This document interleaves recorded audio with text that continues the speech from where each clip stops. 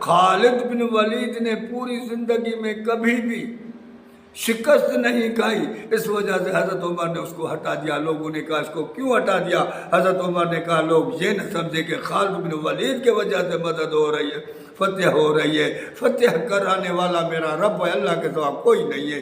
اللہ چاہتا ہے تو فتح ہوگی۔ اللہ نے چاہا بدر کے میدان میں چلتے فتح ہوئی، اللہ کے نے نہیں چاہا تو احد کے میدان میں اتنی تکلیف ہوئی اور اتنا رنج ہوا۔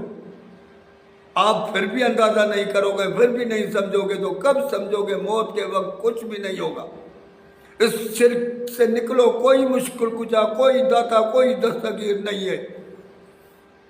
اللہ کا رسول حجر اسود کو بوسہ دیتا تھا، حضرت عمر اس کے اوپر کھڑا ہو گئے، پتھر تیری کیا مجال ہے، کیا حیثیت ہے کہ عمر تجھے بوسہ دے، لیکن تجھے میرے محبوب نے بوسہ دیا ہے اس لیے بوسہ دے رہا ہوں، نہیں تو نہ تو نقصان دے رکھتا ہے نہ فائدہ، سارے اللہ کے ہاتھ۔